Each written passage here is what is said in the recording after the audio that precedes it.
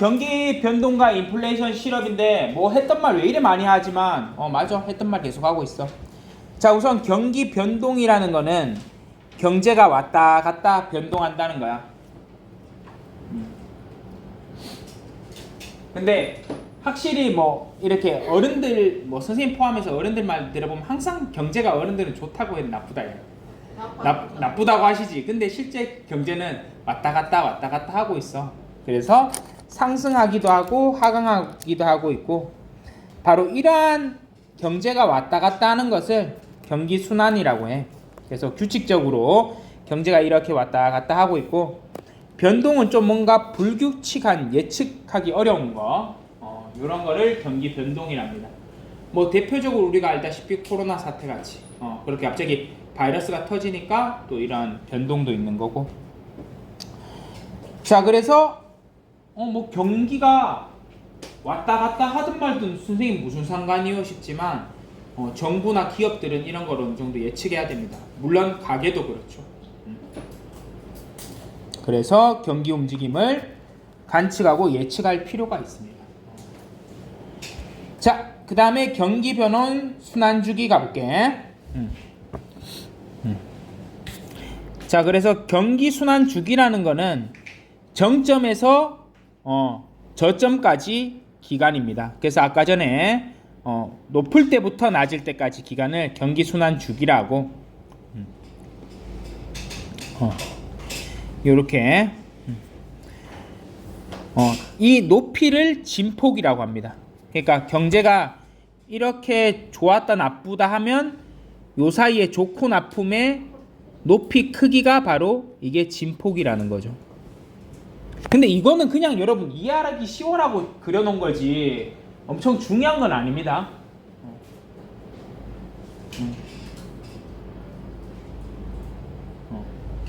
오케이? 그리고 왜 선생님 그럼 경제가 왜 이렇게 변동해요? 그러면 여러 가지 요인이 많습니다. 실물, 화폐 전부 다요. 심지어 뭐 바이러스까지 영향을 주는데 뭐 어디 한두 개 있어? 그치? 여러 가지 영향을 많이 줍니다. 뭐 기술이 발달할 경우 경제가 좋아지기도 해요. 알겠죠? 자, 그래서 경기 국면의 사국면이랍니다. 자, 그래서 회복기, 확장기, 후퇴기, 수축기 요렇게 있고, 자, 상승 국면에서는 회복기랑 확장기가 있습니다. 즉 경제가 안 좋았다가 다시 상승하는 시기입니다.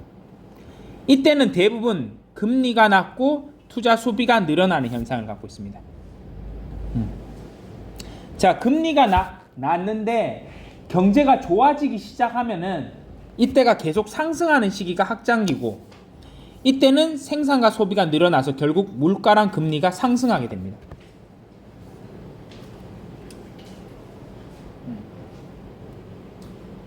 자, 이렇게 지금 여러분 그냥 요거는 안 그려도 돼요. 지금 여러분이 본 국면은 이거 안 그려도 된다 했어.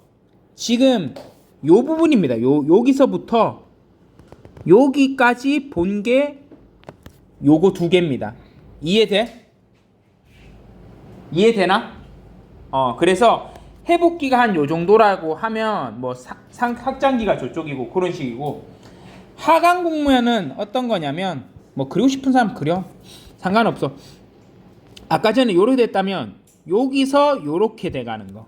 그러니까 즉 색깔 다르게 보면 여기서 이제 떨어지고 있는 요게 하강 국면이죠.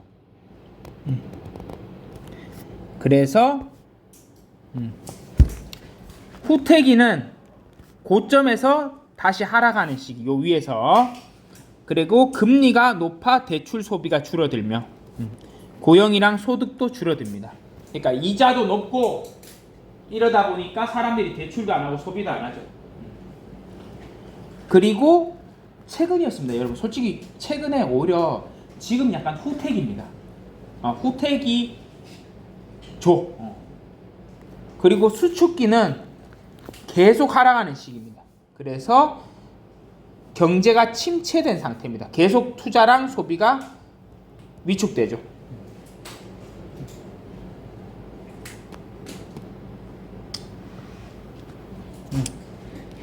자, 고개념이고 사공면은 여기 있는 거고 호경기랑 불경기는 약간 다른 측면으로 보는 겁니다. 그래서 여기 돼 있었네. 근데 호경기는 정점 지난 조 부분이고 불경기는 저점 전후한 거라는 거야. 그러니까 호경기는 여기에 있고 호경기 미안.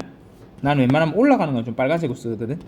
호경기 여기 경기가 좋을 때고 그리고 불경기는 안 좋을 때 요 부분을 말하는 거죠.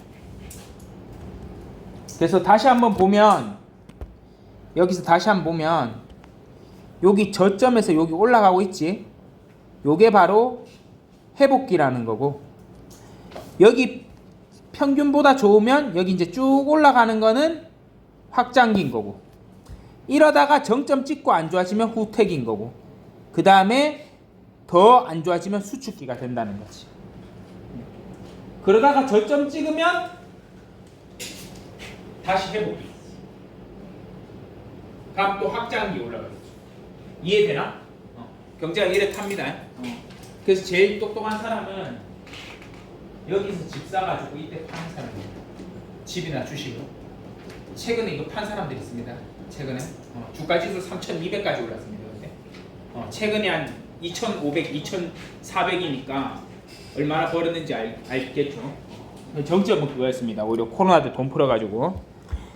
자, 그 다음에 여기 그놈의 총수요는 또 나오네 이제. 자, 총수요는 이미 설명 다 했습니다. 한 나라에서 그 살만한 서비스와 재화의 양입니다.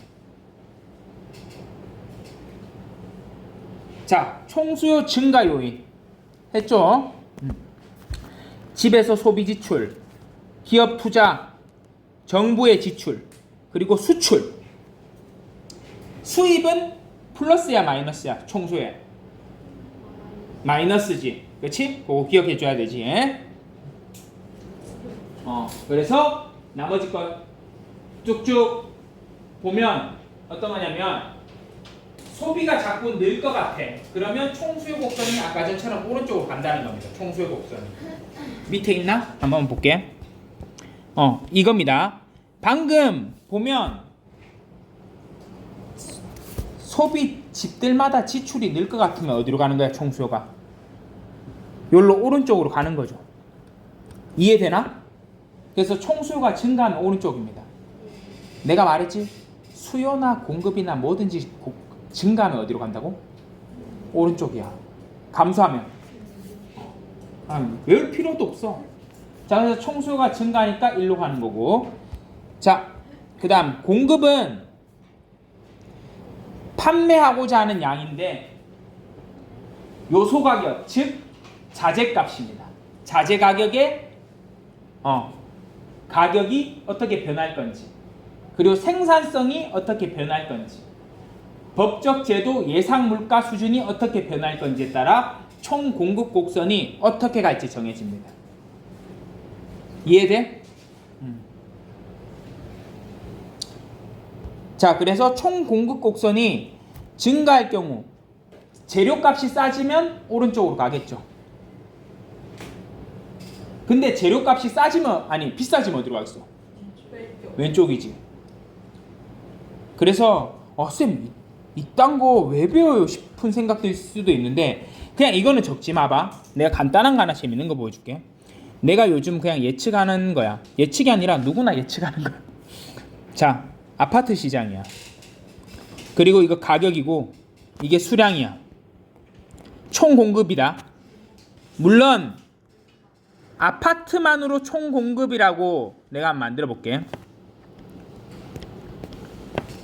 자, 봐봐.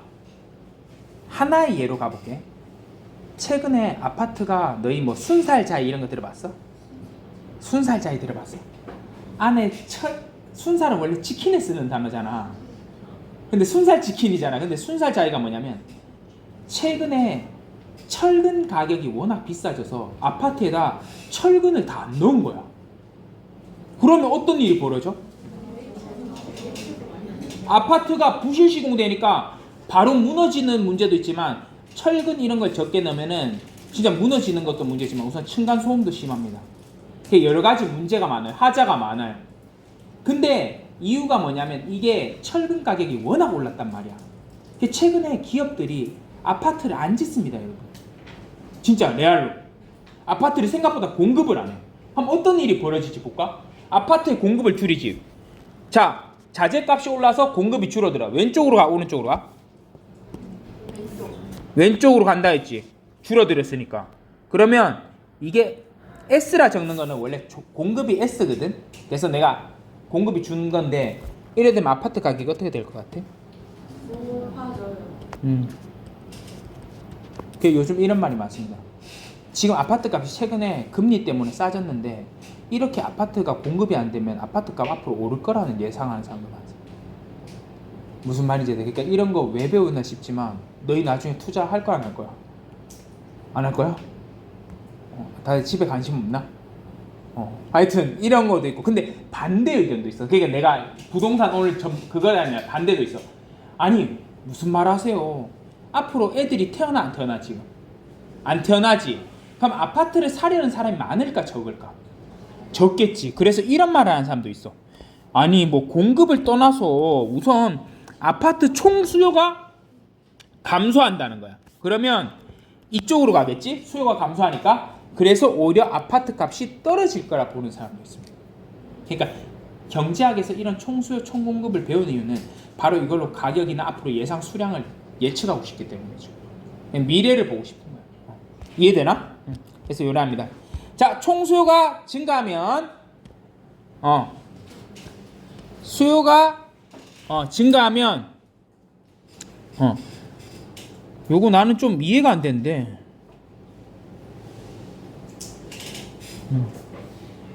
경기 상승 효과는 납니다. 근데 물가 하락은 아니고 오히려 물가가 상승인데 우선 해놓고 총 공급이 증가하면 물가 하락 맞습니다. 그래서 이건 물가 상승이죠. 이거는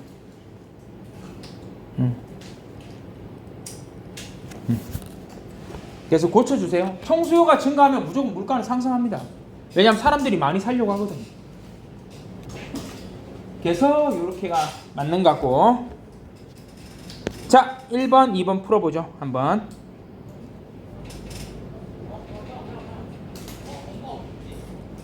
1번 경기 변동의 사국면이다. 이거 첫 번째 회복기, 확장기, 후퇴기, 수축기 맞지? 그래서 앞에 상승기 2개, 뒤에 약간 후퇴기 2개지. 자 그리고 회복기는 경제가 안 좋았다가 다시 상승하고 금리가 낮고 그래서 투자랑 소비가 늘어날 수 있지. 그리고 확장기는 계속 상승하는 시기로 생산과 소비가 당연히 늘어나고 물가 금리도 그러니까 올라가는 거지. 경제가 좋으니까. 자 그럼 후퇴기는 금리가 낮아 높아? 높아요. 높아서 소비랑 대출이 감소하는 거죠. 그래서 소득이랑 고용이 줄어드는 거죠. 이런 것도 오답 적어주세요. 그냥 막연히 눈으로 공부하는 것보다 확실히 쓰고 말하고가 더 좋습니다. 물론 귀찮긴 귀찮지만 그래서 내가 있는 거고. 공부는 쌤이 필요해. 왜냐면 혼자 있으면 하기 싫거든. 나도 그래. 그래서 나도 늘 그냥 카페 가서 공부해. 왜냐면 나 혼자 집에 있으면 딴짓 계속 하고 있거든. 나도. 그러니까 같이 남아서 해야 돼. 자 수축기는 이제 계속 하락하는 시기로 소비 투자가 위축되고 침체된 상태죠. 그래서 맞는 말이고. 자 다음 현상. 자 아까 전에 내가 이거 이야기한다는데 총공급이 증가했어 감소했어? 오른쪽은 뭐다? 무조건 증가라 했지. 오른쪽이니까. 자 총공급이 증가하려면 주식시장 호황인 거는 관련이 없습니다. 이건 오히려 총 수요가 증가할 수 있습니다. 왜냐하면 주식을 돈 벌었으니까 수요는 늘어날 수 있겠지. 오케이? 자 그 다음에 기업 투자가 증대된다. 요것도 총 수요가 느는 겁니다.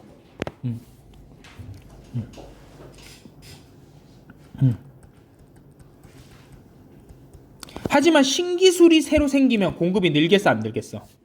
요게 늡니다. 그러니까 쌤이 아까 말했잖아. 무조건 이래 막 옮길 수 있는 게 아니라고. 이래 옮길 수 있으면 모든 정보가 다 총공급 옮겨버리지. 생산량도 늘지 물가도 싸지. 근데 이건 마음대로 올리는 게 아니라 뭔가 획기적인 새로운 신기술이 발견돼가지고 공급을 변동시킬 수 있을 때 일어나는 거예요. 이해되죠? 자, 그 다음에 정부 국방비 증가하면 역시 총수요 증가하고요. 내가 안 적는 이유가 나머지 똑같더라고. 그리고 원화 가치 하락 때도 이게 총수요가 증가될 수 있죠. 이 5번 이해되는 사람. 우리나라 돈의 가치가 하락하면 왜 총수요가 증가할까? 혹시 이거 말하면 진짜 개똑똑한 건데. 우리나라 돈이. 이거 정답지 이 내용 없지? 이거 왜 그럴까? 왜 원화 가치가? 그래, 이런 문제 좋지. 원화 가치가 떨어졌어. 우리나라 원화 가치가 떨어졌다는 거는 즉 환율이 상승한 거야. 미국 달러가 더 가치 있게 된 거, 우리나라 가치가 사라졌어. 가치가 하락했어. 근데 왜 이게 총수요가 증가할까? 혹시 이거 말할 수 있는 사람? 해외에서 우리나라 물품이 많이 근데 왜 해외에서 우리나라 물품 많이 살까? 우리나라 가치가 싸서? 돈의 가치가 떨어졌으니까 더 많이 살 수 있죠. 정답이다. 그러니까 아주 현이가 말 잘했고, 어떤 거냐면 우리나라 돈의 값어치가 하락하면 우리나라 물건도 싸지게 돼. 그러니까 갤럭시 X가 싸진다. 그럼 외국 사람들이 우리나라 물건 더 사겠어 안 사겠어? 사요. 사는 거지. 그래서 이거는 어떤 거냐? 원화 가치가 하락하면 수출은 증가하는데 수입은 감소해. 그러니까 즉 순수출이 플러스니까 순수출이 플러스면 총수요가 증가한다 했거든. 요겁니다. 이게 끝이에요. 좋은 말이었어. 잘했어. 형님 좋았어. 딱 말해줄 거 말해줬죠. 자, 그러면 요거 진도 조금만 나가보. 혹시나 조금 길어질 것 같으면 내가 진도만 나가고 문제는 다음에 풀게. 알겠지? 그러니까 너무 조급해하지 말고 딱 할 만큼만 하자. 자, 물가입니다. 물가라는 거는 전반적인 가격의 움직임입니다. 그래서 상품을 평균해서 한 게 종합 가격 수준이라고 했습니다.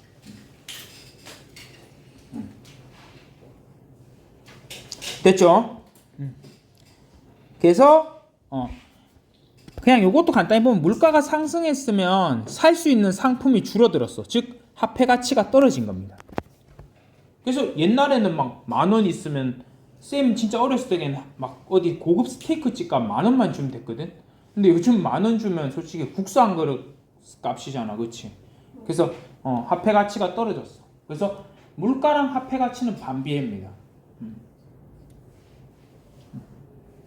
그래서 물가가 화폐 가치가 떨어지면 물가가 오르죠. 그런 식으로. 자, 화폐가 하는 일은 이거는 쉽습니다. 첫 번째 교환할 수 있죠. 그래서 돈을 주면 편의점에서 물건을 살 수 있습니다. 물건이랑 교환하고, 그리고 돈이 있으니까 이거를 장기간 보관할 수도 있습니다. 그렇죠? 옛날에 쌀이나 곡식 이런 걸 갖고 있으면 그게 아무리 화폐 수단을 이용하더라도 역사책 때 나오잖아. 그게 나중에 부식되잖아. 그렇지? 썼거나. 자, 그 다음에 가치 척도도 알 수 있습니다. 그래서 편의점 가면 뭐 얼마 다 적혀있잖아. 그래서 가치를 알 수 있고, 이게 화폐가 하는 일이고, 이건 쉽지? 그리고 쉬워. 인플레이션. 물가가 지속적으로 오는 거죠. 근데 일반적으로 경제가 좋을 때 인플레이션이 발생합니다. 쌤 근데 요즘 경제 안 좋은데 물가 오르는데요? 이제 나옵니다. 자, 그 상황이 다른 겁니다. 그래서 일반적으로는 물가가 지속적으로 오르는 게 인플레이션이고 경제가 좋을 때 발생한다. 그리고 디플레이션은 물가가 하락하는 걸로 일반적으로 물건이 잘 안 팔리는 경기 불황일 때 옵니다. 디플레이션.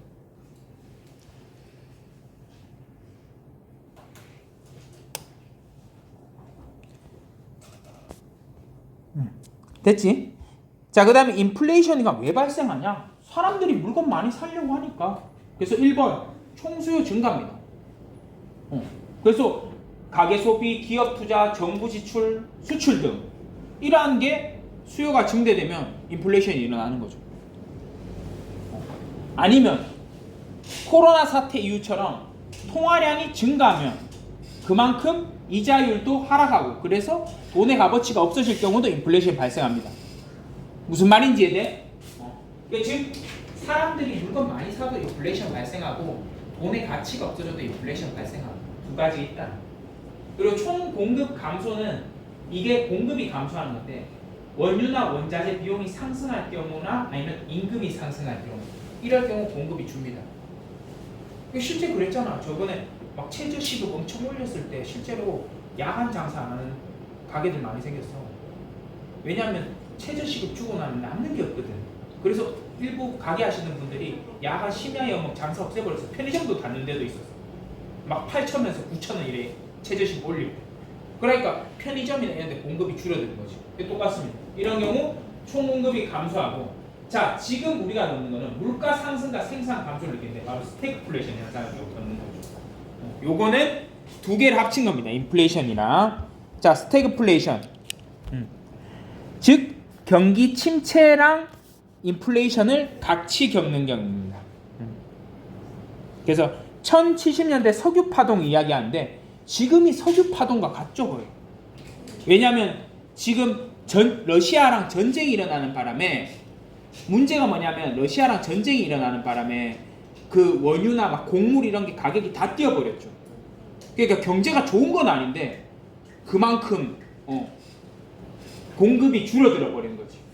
근데 하나가 문제가 뭐냐면 내가 요 이야기만 할게. 하나가 문제가 뭐냐면 진짜 최악이었던 게 뭐냐면 최근 몇 년간 최악이었던 게 뭐냐면 코로나 때문에 겁나 돈을 풀고 수요를 늘려놨는데 그 상태에서 전쟁이 일어나 버리니까 수요는 겁나 올려놨는데 공급이 겁나 줄어버린 거야.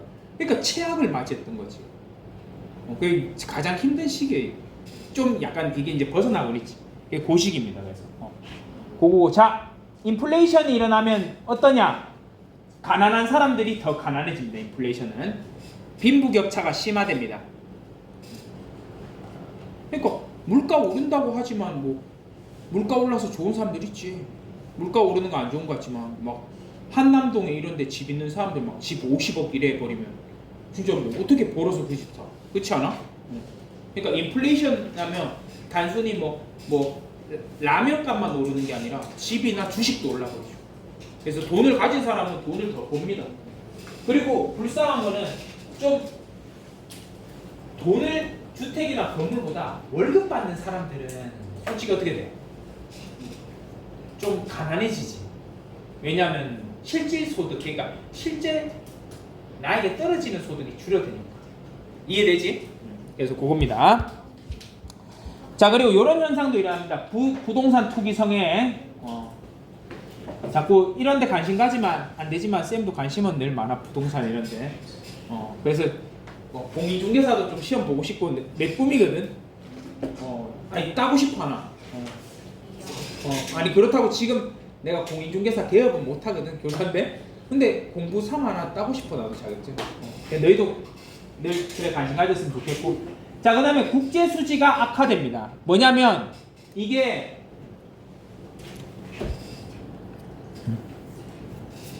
그렇다면 요겁니다.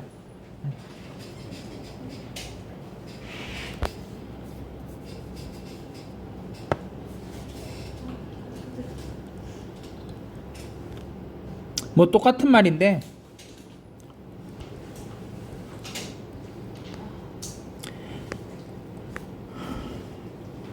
그냥 여기까지만 할게. 자 어떤 거냐면 인플레이션이 돼버리면 우리나라 물건 가격이 오르는 거잖아. 이해돼? 그러다 보면 사람들이 아니 내 생각해봐. 현대차랑 벤츠랑 가격이 똑같아. 그럼 너 못 탈 건데. 그래 이래도 현대차 타야 되는데 아니 국산품을 줘야 되는데 사람 마음이 현대차랑 벤츠랑 똑같으면 뭐 사겠어 당연히. 벤츠 사지 너희도. 잘 모르지만 그러니까 벤츠를 다 사버리면 막상 우리나라 국제수지가 악화된다는 거야. 돈을 못 번다는 거야. 무슨 말인지 이해되나? 그러니까 다들 수입산 사버리고 수출 안 사니까 인플레이션이 나면 자국 산업이 좀 약간 타격을 받는 거죠. 이해돼? 자 그리고 요거 하고 이제 거의 끝날 것 같은데 자 피셔 방정식 요거 실질 이자율 공식만 한번 보세요. 자 가볼게. 야 요즘 사람들이 은행 이자 주면은 많이 준다고 좋아하는데 과연 많이 좋아야 될지 모르겠어. 내가 어제 산책 다니다 보니까 그 새마을금고에서 이자 6% 준대. 근데 이거 진짜 6% 다 받는 걸까? 아니야. 왜냐면 매년 물가가 올라가는 거야. 오르지. 최근에도 뭐 3%, 4% 정도 오르잖아. 그럼 막상 물가 오른 거 빼야지. 그럼 실제로 받는 이자는 몇 %야? 무슨 말인지 이해돼? 그리고 심지어 금융가람 한 개 더 알아야지. 여기다 뭐 떼게? 이자세까지 떼야죠. 그냥 막상 모르시는 분들은 막 은행 가면 이자 6% 주면 6%다 버는 줄 아는데 천만에 이자세 떼고 물가 상승률 고려하면 절대 그 받는 돈이 아니에요. 그게 바로 실질 이자율은 요 정도입니다. 요거 계산한 공식 알지? 그래서 요거는 꼭 외워줘야 돼 항상. 요거는 요거식만 하나 뭐 저런 거 간단한 거 쓰면 당연한 거 아니에요 싶지만 막상 시험 나오면 틀리면 그래 그러면 안 되고. 자, 그 다음에 초인플레이션은 진짜 미친 듯이 오르는 거예요. 그래서 2차 세계대전 이런 이후에 독일이 겪었던 일이죠. 맥주 한 잔 먹고 나면 마실 때랑 마시고 난 뒤에 맥주 가격이 달라져 있어요. 실제로 그런 일이 벌어지고, 아니면 베네수엘라 이런 데 막 종이를 현금을 이만큼 막 박스로 가져가도 뭐 오이 하나 사고 이런 식으로 돈의 값어치가 없어지는 거, 그게 초인플레이션입니다. 그래서 나중에 한번 읽어보면 되고. 자, 약속한 대로 여기까지 하고 요건 한번 복습하고 풀어봐. 알겠지? 자, 끝.